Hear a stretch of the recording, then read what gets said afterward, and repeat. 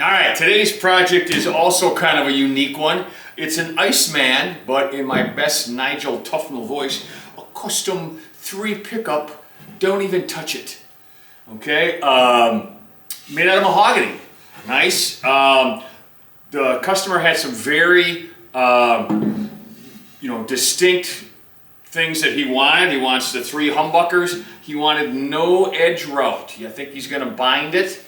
He wanted the standard super tone rear cavity, but he only wanted a 1/2 inch hole here.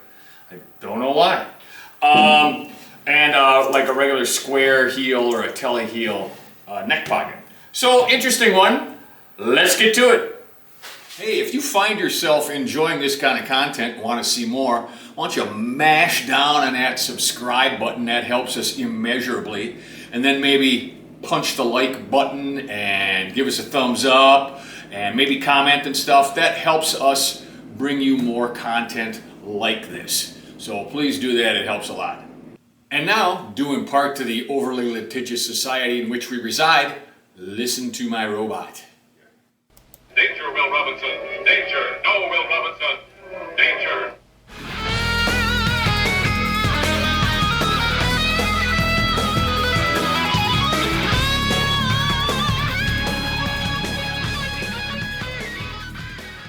So this is a good place to start on this custom Iceman build.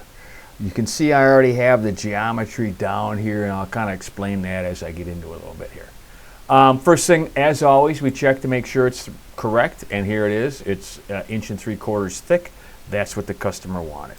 Okay, so tell me that. All right.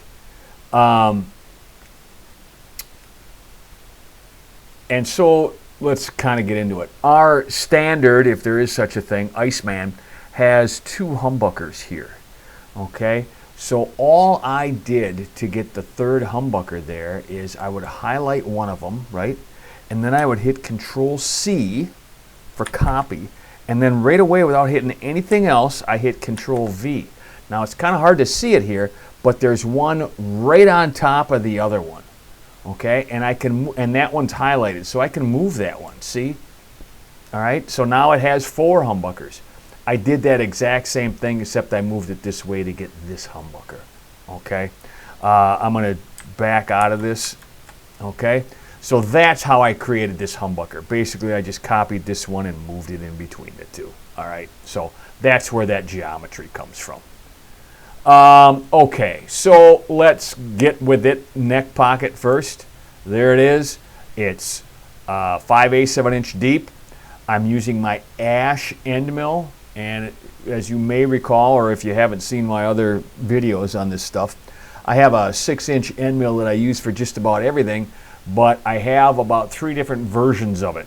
When I say version, everything is the same except for speeds and feeds and maybe depth of cut.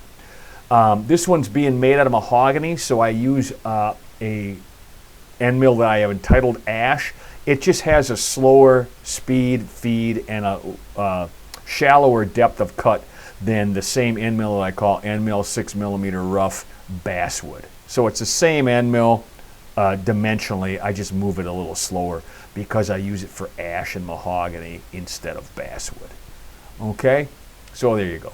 On hardwoods like this, I normally like to plunge, ramp my plunge moves so it doesn't just drill a hole in there to the depth of cut and then take off at full speed sideways. This takes it a little easier on the bit. There we go. This neck pocket's done. All right, moving along. Pickups. There's going to be 3 of them, and there they all are. All 3. They're going to be pockets. They're going to be 3/4 of an inch deep, which is a little deeper and you probably need to make them, but who knows what kind of stacked pickup or any kind of weird thing the guy's going to put in it. So I'd rather make them a little bit too deep, where if they are a little too deep and let's say you're not using a pick guard, you're going to use a surface mount, just space it up a little bit with some little wood shim or cardboard shim or foam or whatever you want to put in there. But making them deeper could be a problem, so that's why I make them better too deep than too shallow. Again, I don't have to worry about cutting through to say a spring cavity on the back. All right, ramping the plunge moves, there you go. 3 pickups. And that's what they look like. Okay, the only thing left to do is the outline. All right, so here's outer profile. Let's take a look at that. There it is. I have some tabs on here, you see, because I'll have a clamp right about here and a clamp right about here. You know, if you're using a vacuum table or maybe you're using carpet tape or whatever, you wouldn't need those, but I have them in there.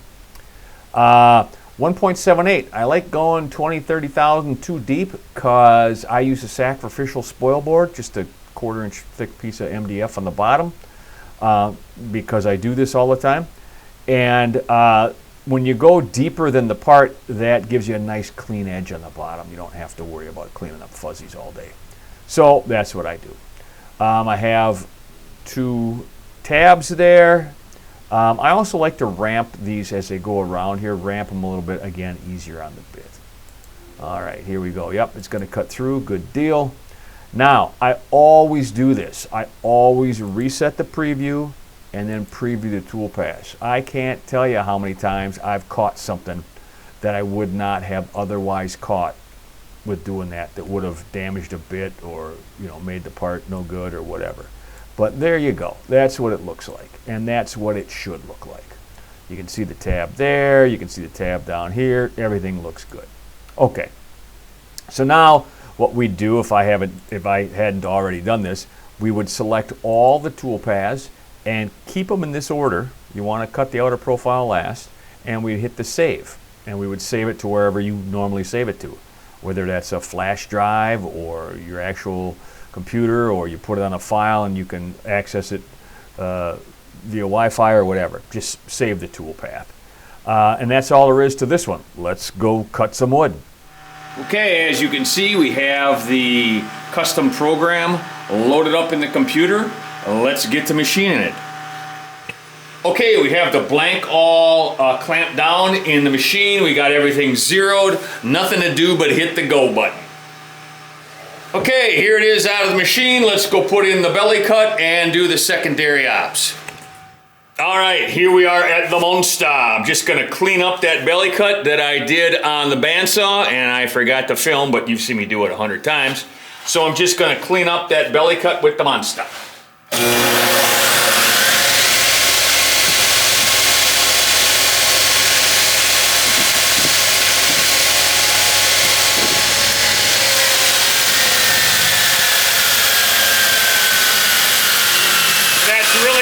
To it. Now let's go to the drum sander and clean up everything else. All right, here we are at the pneumatic drum sander, and I'm just going to clean up this a little bit. That the belt on a monster is pretty coarse, so I'm going to clean that up a little bit and then just clean up the sides a little bit.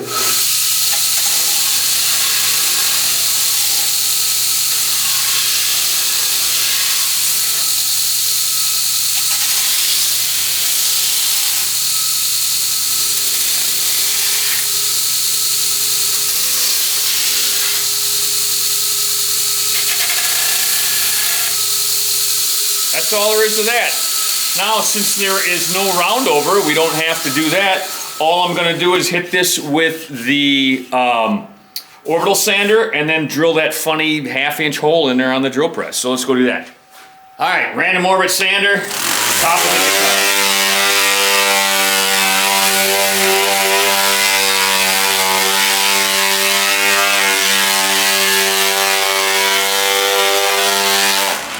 Geez, that planer that I used did a really good job. There was not much to do to clean that up.